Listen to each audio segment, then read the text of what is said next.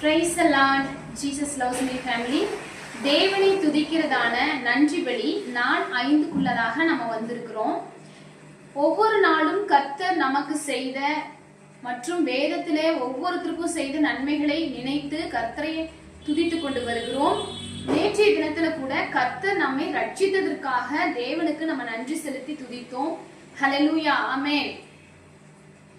இந்த துதிபலியை நம்ம ஒரு ஷார்ட்ஸ்லயோ ஒரு வீடியோலயோ பாக்குறதோடு நின்று விடாதபடிக்கு தேவனுடைய அன்பில நிறைந்து அவருடைய அன்பை நினைச்சு ஒவ்வொரு நாளும் துதிக்கணும். ஹல்லேலூயா, ஆமென். தேவன் நம்மேல் வைத்த கிருபை பெரியது. ஆமென். வானத்துக்கும் பூமிக்கும் எவ்வளவு உயரமோ அவ்வளவு பெரிதா இருக்கிறது அவருடைய கிருபை. என்ன சொல்றாருன்னா, தமக்கு பயந்தவர்கள் மேல் அவருடைய கிருபை பெரிதா இருக்கிறது. நம்ம ஏசப்பாவுக்கு பயந்திருந்தோம் அப்படின்னா அவருடைய கிருபை நம்ம மேல பெருசா இருக்குது. அவருடைய அன்பை நினைத்து நினைத்து ஒவ்வொரு நாளும் ஆண்டவருக்கு நம்ம நன்றி சொல்லணும்.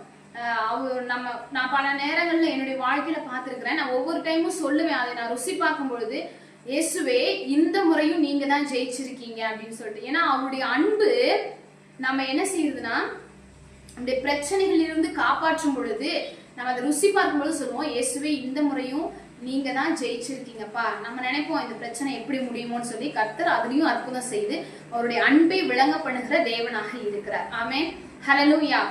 இன்றைக்கும் கூட ரோமர் 8ஆம் அதிகாரத்துல 28வது வசனம், அந்த வசனம் என்ன சொல்லுகிறது என்றால், அன்றியும் அவருடைய தீர்மானத்தின்படி அழைக்கப்பட்டவர்களாய், அவருடைய முடிவு, இவங்களை நம்ம அழைக்கணும்னு சொல்லி அவரை முடிவு பண்ணி அழைச்சிட்டார் இல்லையா, அழைக்கப்பட்டவர்களாய் தேவனிடத்தில் அன்பு கூறுகிறவர்களுக்கு அவரு நம்ம மேல வச்ச அன்பினால நம்மளுக்காக ஜீவனையே கொடுத்திருக்காரு.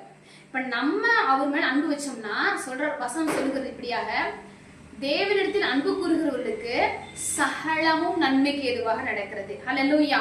இந்த வீடியோவை பார்த்து கொண்டிருக்கிற, கர்த்தருடைய வார்த்தை கேட்டு கொண்டிருக்கிற நம்ம ஒவ்வொருத்தருடைய வாழ்க்கையிலையும் நடப்பது எல்லாம் சகலமும் நன்மைக்கு ஏதுவாக நடக்கிறது.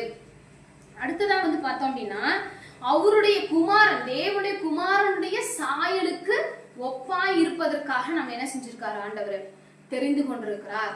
ஹல்லேலூயா. இயேசு கிறிஸ்து எப்படி எந்த ஒரு தவறுமே செய்யாதவராக பரிசுத்தராக இருக்கிறாரோ அவரை போல நம்ம இருக்கணும், அவருடைய சாயலுக்கு ஒப்பா இருக்கணும்.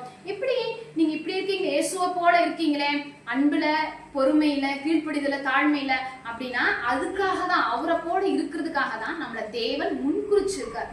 அதற்காக நம்ம ஆண்டவருக்கு நன்றி செலுத்துவோம். ஸ்தோத்திரம், ஸ்தோத்திரம், ஸ்தோத்திரம். ஆமென், ஆமென்.